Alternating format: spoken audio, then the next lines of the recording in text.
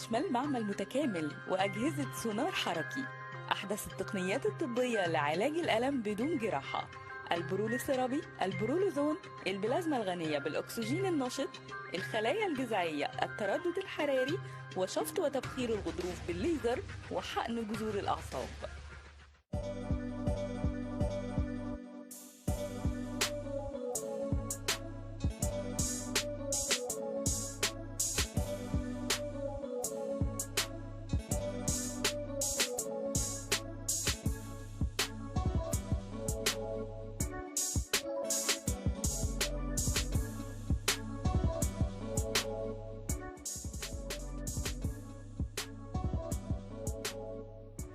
مساء الخير عليكم مشاهدي قناة الحدث اليوم، وأهلا بكم في حلقة جديدة من حلقات برنامج فكرة. معكم محمود الشاعر. طبعا زي ما عودناكم في برنامج فكرة إن فكرة النهاردة مستقبل بكرة. الحقيقة في الفترة الأخيرة شفنا العديد من الناس بيشتكوا من آلام الجسد أو آلام المفاصل. مثلا شفنا البعض من الموظفين اللي بيشتغلوا عدد ساعات عمل طويلة بتتخطى الخمس أو الست ساعات، دايما بيشتكوا إن عندهم مشكلة في الركبة أو آلام أسفل الظهر أو آلام في الرقبة. وكذلك برضو كبار السن دايما نسمع ان هم عندهم مشاكل في الركبه او خشونه الركبه. وبرضو الشباب ما سلمش من موضوع الالام دوت نتيجه ان هم بيقعدوا على الموبايل لعدد ساعات عمل او لعدد ساعات كبيره. بالتالي ده بيصيبهم ببعض الالام في الرقبه او ما الى ذلك. وطبعا عشان نتكلم عن الموضوع ده بالتفصيل النهارده معانا دكتور من اكبر الدكاتره في علاج الالم، هو الاستاذ الدكتور عمرو سعيد. منور يا دكتور. اهلا وسهلا. الحمد لله على السلامه. ازي حضرتك؟ ربنا يخليك. طبعا دكتور عمرو سعيد هو دكتور استشاري الألم وآلام العمود الفقري وآلام المفاصل، ومدرس لعلاج الألم التدخلي بالأكاديمية الطبية، وصاحب دكتوراه علاج الألم، وعضو الجمعية الأمريكية والأوروبية والمصرية لعلاج الألم، والمدير التنفيذي لمراكز بين كيور. ما شاء الله يا دكتور، سي في حافل بكم كبير من العلم والخبرات. الحمد لله، ربنا ينفع بينا الناس. ربنا يزيدك علما ان شاء الله. امين يا رب. في البدايه يا دكتور عايزين نعرف الناس مراكز بين كيور ايه الخدمات اللي هم بيقدموها؟ احنا الفكره هي فكره طبعا زي ما حضرتك على اسم البرنامج الجميل بتاع حضرتك. احنا كنا هدفنا الرئيسي ان احنا ازاي نوصل بتقنيات علاج الالم التداخلي بدون جراحه، نقدر نوصل للناس تخصص جديد، تخصص قدرنا نحل مشاكل كتيره جدا ما كانش ليها حل الا باستخدام مسكنات اللي كانت ممكن تخلي المريض دوت يدخل في دايره مفرغه او تخلي امهاتنا يبقوا تعبانين اكتر، لان مش هو ده الحل اللي نمشي عليه. ده ادينا بقى فشل كلوي، مشاكل في المعده زي ما الناس عارفه. وممكن المسكنات دي تؤدي لبعض من انواع كوارث بالظبط كده. دي نقطه. النقطه الثانيه ان احنا التخصص علاج الالم اوجد حل لمشاكل كتيره جدا بدون جراحه، وده الاهم، ان احنا الفيصل ما بين مريض مش هينفع يعمل جراحه، مريض ما ينفعوش اصلا ان هو يدخل العمليات او يدخل الجراحه. التكلفه الماديه يمكن في الفتره الاخيره اللي بعض الناس برضو اللي يعني مثلا على سبيل المثال نتيجه الارتفاع اللي احنا فيه ده ادى الى ارتفاع تكلفه تغيير المفاصل، فبالتالي العيان دوت مش هنسيبه، يعني هو المفروض يتعمل له مفصل، لكن انا مش المفروض ان احنا نسيبه يتألم لفترات طويله، لا كان لازم نحل له الموضوع. تخصص علاج الالم اوجد حل للمشاكل دي. تمام. نقدر نحل المشاكل دي بدون جراحه، تداخل بسيط ممكن يتم، حقن جوه المفصل، والحقن انواع طبعا هنتكلم عليه، او ان احنا نعمل تدخلات بسيطه علاجيه سواء كان بتدخلات او سواء كان بدون. يعني حتى من بعض الاجهزه، عندنا اجهزه يعني طورت جدا من الاسلوب بقت اصبحت عندنا حلول تقريبا لكل المرضى. احنا هنتكلم في ده هنتكلم في ده بالتفصيل، بس عايزين نمشي الموضوع واحده واحده. عايزين نعرف في البدايه احنا يعني المجموعه كلها، ان تقدر تقول كده، انا تخصصات مختلفه، تخصصات جراحه العظام، وتخصص جراحه المناظير، مناظير العمود الفقري ومناظير المفاصل، وكذلك تدخلات وعلاج الالم التداخلي، التغذيه العلاجيه، والبطنه العامه. احنا مجموعه متكامله، فريق عمل متكامل بالظبط كده. المريض بيجي عندنا المركز، بيدخل بيلاقي فيه كل الناس بتبص عليه، كل الناس بتفحصه، يعني في اكتر من حد بيتشاف من اكتر من عين، وده مهم جدا. ان ما ينفعش يعني مثلا دايما نقول كده، لما المريض يتشاف من 2 عين، يعني حد افضل له من حد واحد بس، احسن من حد واحد بس يشخصه، يبقى 2 بيشخصوا الحاله. ودايما بيبقى فيه بروتوكول. الحمد لله احنا بقى لنا اكتر من كام سنه في المجال، ولينا اسمنا لله الحمد بالتجارب. والفروع كتير ما شاء الحمد الله، لله يعني رب العالمين. ليكوا تقريبا بنحاول 4 فروع. نوصل لكل الناس على قد ما نقدر ان شاء الله، وربنا يسهل لنا الحال ويجعلنا سبب في شفاء الناس. ان شاء الله. اللهم عايزين آمين. نعرف في البدايه ازاي بتحدث الاصابه بالم الركبه، او الموضوع بيجي ازاي؟ الام الركبه مختلفه، يعني احنا هناخد الالم الاكتر. احنا لازم نشخص المريض ده، نشخصه كويس جدا. السن قد ايه، الوزن قد ايه، هل يعاني من اي امراض مزمنه ولا لا. دي كلها اسئله لازم نبص عليها ونفحص المريض. بعد كده نبص السونار، الاشعه بتاعه المريض بنبص عليها، والاهم السونار. مريض مفصل الركبه ما ينفعش ان هو يتعمل معاه اي تداخل او ياخد حتى علاج الا لما ابص عليه فحص بالسونار. السونار دي زي السماعه دلوقتي، زي سماعه المريض اللي احنا بنسمع بيها. فبالتالي انا لازم اسمع الركبه دي بتقول ايه، هي مكانها، الالم ده فين، الالم ده سببه ايه، هل هو قطع في الغضروف، هل هو اصابه في وتر من الاوتار، هل هو مش كل الم في الركبه خشونه.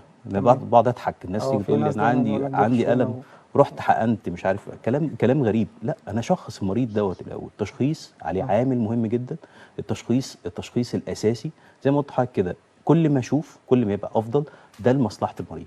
تمام. فالسونار اوجد لي حل كبير جدا. يعني انا بستغرب ان يقول لي مريض انا رحت عملت حقن من غير ما يتبص عليا بالسونار. طب غريبه جدا دي، وبعدين ده مش في مصلحه المريض. هو حقنك فين؟ وحقن هي نفس الحقنه ديت، هي نفس العلاج الخشونه ولا علاج اذا تهتك لازم ولا علاج اصابه. مهم لازم جدا. تشخيص سليم عشان اقدر بالظبط. اعالج صح. ان انا لو ما شخصتش صح مش هعالج صح. انا عايز اقول لحضرتك ان احنا في الاشعاعات، الرنين والسونار الحركي مهم جدا جدا جدا. السونار يمكن يجي قبل كمان الرنين في تشخيص الام الركبه ومصدر الم الركبه ده ايه. تمام. عايزين برضو نعرف من حضرتك ايه النصايح اللي بتوجهها للناس، يعني عشان نعرف الطريقه الصحيحه للتعامل مع الركبه. يعني مثلا واحد بيوطي بطريقه معينه او بيصلي بطريقه معينه، هل في طريقه معينه عشان احنا نتعامل مع الركبه بطريقه صح، ولا بيبقى موضوع الم الركبه ده عمر افتراضي عند كل الناس، ولا ايه؟ بص حضرتك، الم الركبه زي ما قلت لحضرتك كده ليه اسباب كتير، لكن احنا السبب الرئيسي يمكن لمشاكلنا احنا في مصر هي عدم ممارسه الرياضه والوزن الزائد. الاثنين عاملين مرتبطين ببعض، وهم دول اللي يمكن ضعف العضلات. هو في مثلث كده دايما بنركز عليه: الوزن والعضلات والحاله او الاصابات اللي حصلت في المفصل دوت نتيجه تراكم السنين، سواء كان، لان احنا بنشوف دلوقتي درجات الخشونه في شباب صغير. وده بيكون نتيجه تداخل، يا اما تداخل غلط حصل، او ان هو المريض ده نفسه، الشاب ده ما اتعالجش منها كويس.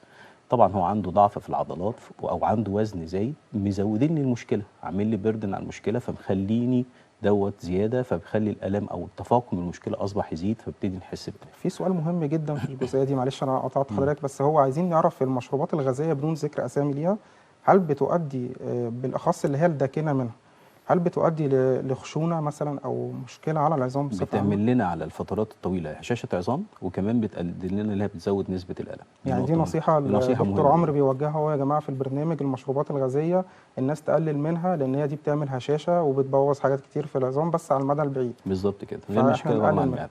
نرجع بقى لجزئيه هل الصيام في حد ذاته بيأثر على موضوع الركبه؟ وبرضه عشان يبقى الكلام مكمل لبعضه، الصيام وطبيعه الاكل، الناس اللي بتاكل حاجات نباتيه ومقاطع اللحوم، طب الناس اللي بتاكل لحوم فقط ما بتجيش ناحيه الحاجات النباتيه، هل دي عوامل تؤثر على مثلا خشونه الركبه، ولا الموضوع ملوش علاقه خالص؟ لا، ليه علاقه مباشره، ويمكن يمكن دلوقتي احنا حاطين بروتوكول في العلاج بتاعنا، هو التغذيه العلاجيه السليمه لكل مريض، ليه تغذيته السليمه اللي المفروض يمشي عليها. احنا بنشوف بعض المرضى بيبقى عندهم مثلا املاح اليوريك اسيد زياده او املاح الاوكزاليت زياده، فبالتالي المريض دوت احنا المفروض نقول له لا، قلل اللحوم الحمراء، زود الخضروات اكتر، لان دوت هيجيب معانا نتيجه افضل، وهيدينا نتائج افضل في العلاج، وهيدينا نتائج افضل في ان احنا نقلل الترسبات اللي ممكن تحصل على سطح المفصل، فبالتالي المريض يستفيد. ان احنا نحول طبيعه البي اتش بتاعه الدم بتاعتنا الى القلويه منها، وده بيكون باستخدام النظام الغذائي اللي هو بنقول عليه فيجيتيريان او النباتي. ده بيحقق لنا نجاح في علاج الالم، الام العضلات، الام المفاصل، الام المفاصل منها بكل اسبابها، وكذلك هو علاج كمان للوزن الزايد. فبالتالي احنا عندنا من التغذيه العلاجيه اساسيه في بروتوكول العلاجي للمريض. عشان كده لازم نقول للمريض لا، انا مش هينفع نقول لك لا تعالى دلوقتي واحط له البروتوكول او اكتب له دواء ومن غير وهم خالص. اقول لك على معلومه: السكر اللي هو الابيض، السكر العادي، السكر العادي ودي الناس بتحطه في دي من الشاي أو الحاجات كده. اللي بتزود معايا جوه جسمنا. لو احنا متعودين للاسف احنا كشعب مصري، يمكن دي من اسباب السمنه الرئيسيه في مصر.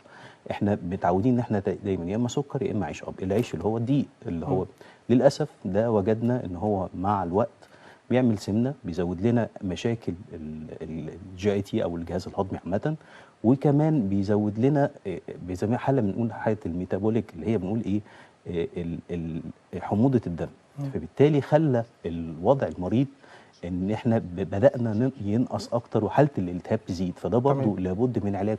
طب احنا هنطلع فاصل، هنسمع بعض الريفيوز من الناس اللي اتعالجت في مراكز بين كيور ونرجع لكم تاني.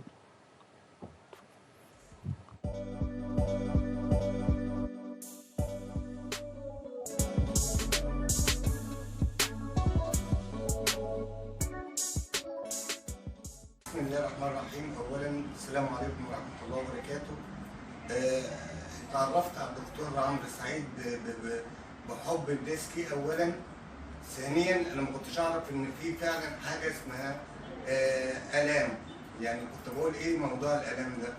انا بقالي سنه ونص عامل عمليه قلب مفتوح، خدت جميع المسكنات ولفيت جميع الدكاتره. انا اسمي محمد بسيوني من محافظه الفيوم تاجر فاكهه، والكلام ده يشهد عليه ربنا. لا اعرف اي حاجه الا الحق بتاع ربنا. ما كنتش بنام من شده الالم. جيت للدكتور عمرو من اول جلسه الاسبوع اللي فات انا ما كنتش بنام اكتر من كتر اليوم 3 ساعات. من فضل ربنا سبحانه وتعالى انا بقيت بنام وبرتاح وتمام. ودي تاني جلسه وبصراحه هو انسان خلاف ان يكون طبيب. شرفتني والله بثقتك. يعني بصراحه يعني خدت بالك انسان قبل ما يكون طبيب بيطمن المريض، بيشجعه، بيتعامل معاه بمرض الله ورسوله، بيساعد ناس كتير على الله. واللي يفهم مش هقول لك على حاجه. حد عنده علاج غالي جديد شويه بيجيب له بديل ارخص منه وبيخليه يتصرف. فبامانه هو انسان، وبامانه هو شاطر جدا بدون مكالمه، والله بدون مجامله. وانا بحلف بالله العلي العظيم انا صاحب مرض وبقالي سنه ونص بعد عمليه القلب المفتوح. تعبت كتير قوي ولفيت جميع المحافظات، بس هو ربنا عوض صبري خير بحاجه جميله زي الدكتور عمرو. شرفتني يا محمد. الله يخليك يا سعاده الباشا، ربنا يزيدك من نعم الله وينصرك بحق النبي محمد. خليك يا سعاده الباشا. محمد عنده حاجه كان جرح كده نتيجه الجراحه اللي احنا كنا عاملينها، ما كانش حصل التهاب، وعشان هو كان عنده مريض سكر فكان متاخر. طب الحمد لله ربنا العالمين، ربنا وفقنا لله الحمد. بقالنا الجلسه الاسبوع اللي فات والنهارده تاني مره نتقابل. الحمد لله. طبعا هو حب ان هو يشاركنا تجربته ويقول لنا، وبشكره جدا على الفيديو الجميل ده مش مجامله ليك بامانه. ربنا يخليك يا باشا. من لا يشكر الناس لا يشكر الله. ربنا يبارك لك. لا ده مش مجامله. لا هو ربنا اللي قال كده. الحمد لله، لان هو عم محمد كان عارف الموضوع اتقال له ملوش علاج. لا انا ما كنتش عارف يعني ايه موضوع اصل انا قلت له يعني ايه الم ده؟ يعني ايه مسكنات؟ طب ما انا باخد مسكنات.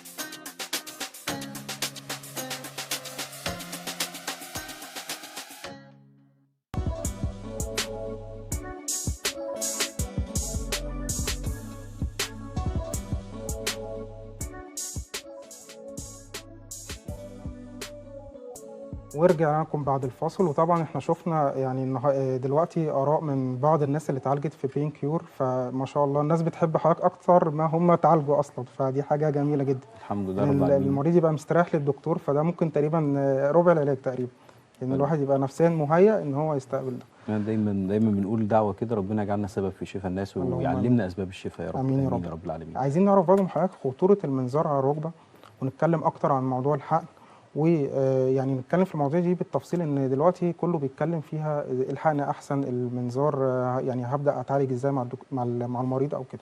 التشخيص مهم زي ما قلت لحضرتك، في بعض الاسباب مهمه جدا لان انا لازم ابص على التشخيص المريض ده عنده ايه وايه الحاله يعني احنا دايما زي ما قلت لحضرتك السونار اوجد لنا حل ان انا هعرف مشكله المريض ده ازاي، وابتدي هتعامل معاها التعامل اللي يديني الافاده للمريض. اولا هو المريض جاي بألم فلازم اعالج هذا الألم ومصدر الألم ده. طيب السؤال حضرتك احنا هل المنظار يعني بيسبب مشاكل؟ في وجدنا ان الدراسات لكن ان دخول المنظار بيزود الاصابه بخشونه مفصل الركبه. لكن هو علاج مهم، خاصه لو في قطع في الغضروف الصليبي ومحتاج جراحه استعواض فلازم يتحط المنظار وابص عليه. يعني بيجي لي مريض ابص عليه اكتشف ان عنده قطع، والقطع دوت مسبب له ان عامل زي بليه كده صغيره بتعمل لي رولينج على الغضروف، على سطح الغضروف، فبتسبب مع المريض دوت دايما خشونه، هتزود له عامل الخشونه، هتعمل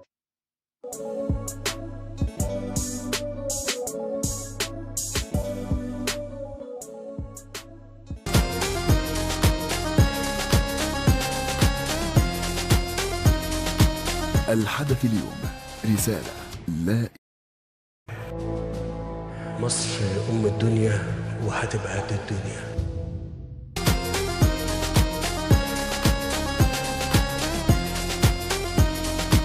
الحدث اليوم رسالة لا إثارة.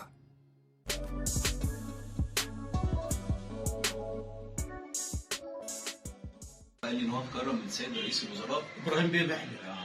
من سنه كام يا عم صالح؟ كان من قيمه 7 سنين، من ايام ابراهيم بيه محلي ما كان ماسك وزير الاسكان والتعمير، واتعرض عليا رشاوى وحاجات من دي، وكرمني بالعامل المثالي على مستوى شركه المقاولون العرب، وعند كل ما يثبت. وكلمه حق هقولها في الدكتور عمرو، كلمه حق وانا حافظ كتاب الله، كلمه حق هقولها في الدكتور عمرو ان ربنا يبارك له ويسعده. والله ما بقولها رياء ولا بقولها كده، ومستعد متحمل امام القانون ومسؤوله قانونيه عنها 100. الحمد لله رب العالمين. الحمد لله، وربنا يبارك لك ويسعدك. خشونه درجه رابعه؟ ده فوق الرابعه. الحمد لله. والله فوق الرابعه. لله الحمد. حقن الذهب حقن الذهب والاكسجين والبلازما، الحمد لله. واسعاره بسم الله ما شاء الله بقولها من قلبي في منتهى الجميع والله. ومش عاوز اقول انا معاشي قد ايه، وهو يعني مساعد مع الناس بحق لا اله الا الله. شرفتني يا عم صالح وشكرا لثقتك فينا. الحمد لله، ربنا يبارك لك ويسعدك ويسترها معاك انت والتيم كله اللي معاك.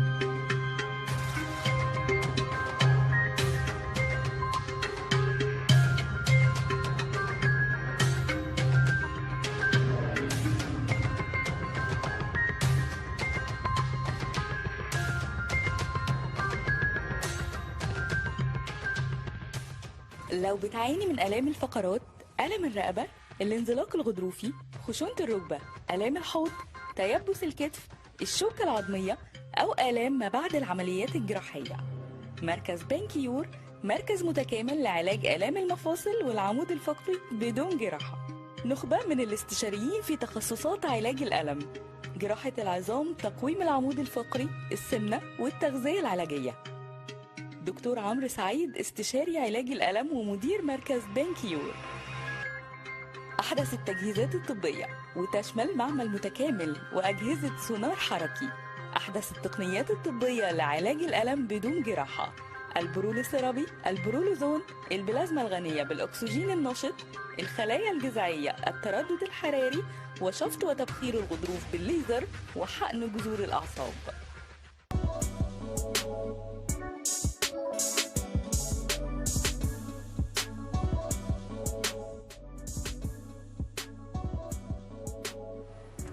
بنعتذر ليكم طبعا عن العطل الفني اللي حصل خارج عن ارادتنا، ومكملين مع دكتور عمرو سعيد. وهنتكلم اكتر يا دكتور بقى عن خطوره المنظار، تمام، وجراحات الركبه والحقن اللي بيتم في الركبه. عايزين ناخد الموضوع بالتفصيل. خليني بس ارد على حاجه حضرتك قلت هي مفيش حاجه اسمها خطوره، يعني نقطه مهمه جدا. احنا متكاملين، يعني ما ينفعش اقول انا كطبيب إن لازم اعمل المناسب للمريض. احنا يمكن تخصص علاج الالم بنشتغل بدون جراحه، وده بيدينا ان احنا الفرصه ان انا ممكن اعالج المريض دوت قبل خطوه الجراحه. لكن مش كل مريض انا هاجي اقول له لا احنا هنعمل لك حقن وافضل احقن فيه واضره في الاخر. لا، الكلام ده غلط. تشخيص المريض ايه زي ما قلت حاجه، هل درجه الخشونه دي ايه؟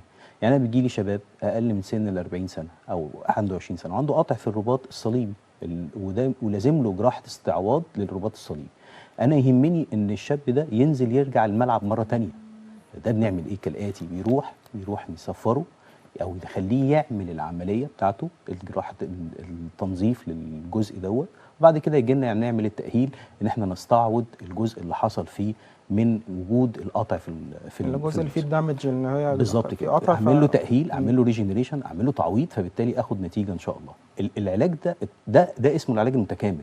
فبالتالي مفيش حاجه اسمها خشونه او ان انا مثلا، او مفيش حاجه اسمها خطوره للمفصل او خطوره المنظار. كلنا احنا متكاملين، تخصصاتنا متكامله، بنكمل بعض. بيتعرض برضه حاليا على الشاشه، احنا شايفين ده تداخل بنعمله من اشهر التدخلات العلاجيه اللي بنستخدمها في علاج خشونه الركبه المتقدمه، اللي العيان دوت المفروض يعمل جراحه استعواض وعنده الم، والالم دوت مش ما عنده صعوبه في ان هو صعوبه ماديه او صعوبه ان هو يدخل يعمل جراحه تغيير المفصل. فاحنا العلم اوجد لنا حل باستخدام تقنيات علاج الطب التداخلي. هنا بنعمل حاجه اسمها تردد حراري. في الالم دوت الم مزمن موجود في المفصل، لازم اشيله بتقنيه التردد الحراري. بيتم بمخدر موضعي تحت جهاز الاشعه، لازم ابقى شايف، او بعمله بالسونار برضو من ضمن الحاجات. احنا هنا بنحقن الاول زي مخدر موضعي، المريض ما يبقاش حاسس باي حاجه. جميل.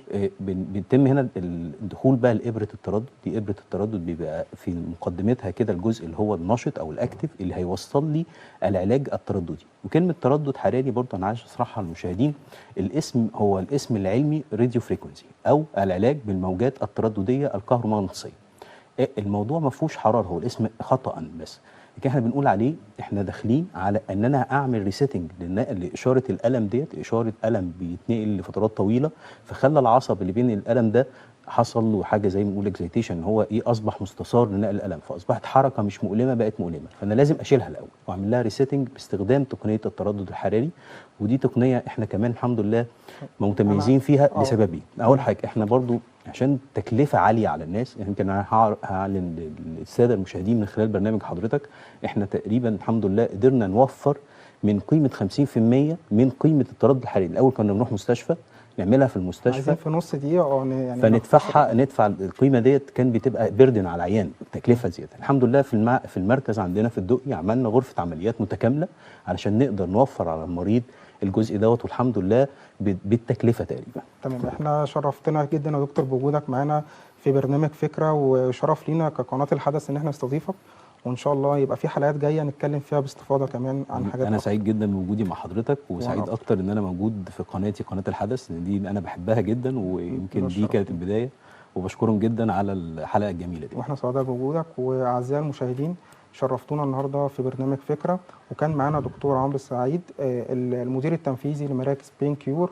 وان شاء الله يكونوا معانا في حلقات جايه. ودايما بنقول فكره النهارده مستقبل بكره. الى اللقاء.